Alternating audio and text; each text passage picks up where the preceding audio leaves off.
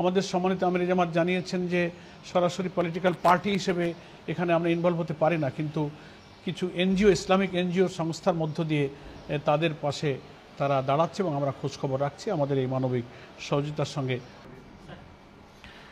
আসসালামু আলাইকুম রহমতুল্লাহি ওয়া বারাকাতুহু। প্রিয় সাংবাদিক বন্ধুগণ, আমার প্রিয় দেশবাসী, আপনারা সবাই ইতিমধ্যেই জেনেছেন বাংলাদেশ জামায়াতে ইসলামীর সম্মানিত আমির ডক্টর শফিকুর রহমানের সঙ্গে সৌজন্য সাক্ষাৎ এবং মত বিনিময়ের জন্য কিছুক্ষণ পূর্বেই আমাদের সম্মানিত আমির জামাতের এই নিজস্ব কার্যালয়ে ওনারা এসেছিলেন। হার এক্সেলেন্সিস মিসেস গোয়েন লুইস, জাতিসংঘ রেসিডেন্ট কোঅর্ডিনেটর বাংলাদেশ অফিসের, এবং সাথে ছিলেন Mrs Huma Khan, human right council of UN Bangladesh. তো উভয়ের মধ্যে অত্যন্ত সৌহার্দ্যপূর্ণ পরিবেশে কিছু বিষয়ে আন্তর্জাতিক, দেশীয়, অভ্যন্তরীণ, আঞ্চলিক নানান ইস্যু নিয়ে কিছু সংক্ষেপে মত বিনিময় হয়েছে অত্যন্ত সৌহার্দ্যপূর্ণ পরিবেশে।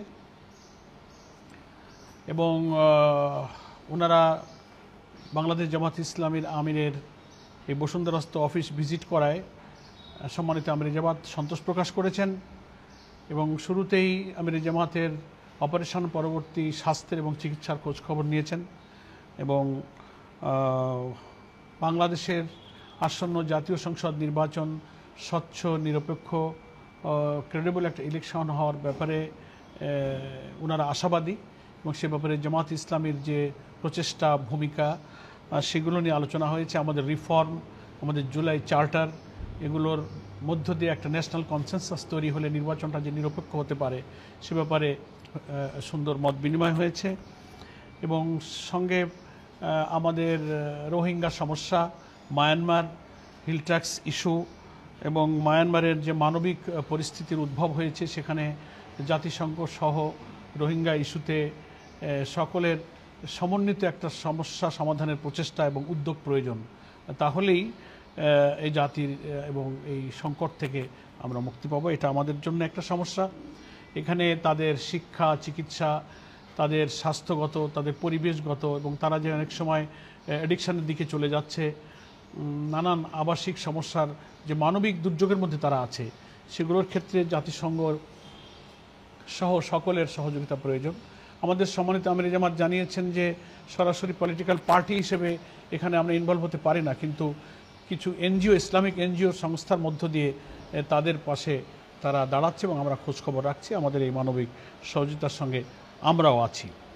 এবং আমাদের সামনে 2026-এর ফেব্রুয়ারিতে সম্ভাব্য জাতীয় নির্বাচন সুষ্ঠু, নিরপেক্ষভাবে যেন হতে পারে সে ব্যাপারে ওনারা সহযোগিতা করবেন। এ ব্যাপারে জামাত ইসলামীর ভূমিকা, দেশের গণতন্ত্র এবং আগামী দিনে একটা সুন্দর বাংলাদেশ এবং নতুন একটা রাষ্ট্র কাঠামো গঠনে যে রিফর্ম প্রক্রিয়ার মধ্য দিয়ে যে দেশ যাচ্ছে, আগামীকালকে ন্যাশনাল কনসেনসাস কমিশনের একটা বৈঠকে একটা সমস্যার নিষ্পত্তির দিকে যাবে বলে আমরা সকলেই আশাবাদী এবং হোপফুল। এই আশাবাদ এখানে ব্যক্ত করা হয়েছে। তো আমি সংক্ষেপে আলোচনার কিছু বিষয় উপস্থাপন করেছি। আমি এখন রিকোয়েস্ট করব, I request Her Excellency Mrs. Gwen Lewis remark a few words to the journalist. Thank you, sir, and I'd like to thank you for the excellent meeting today.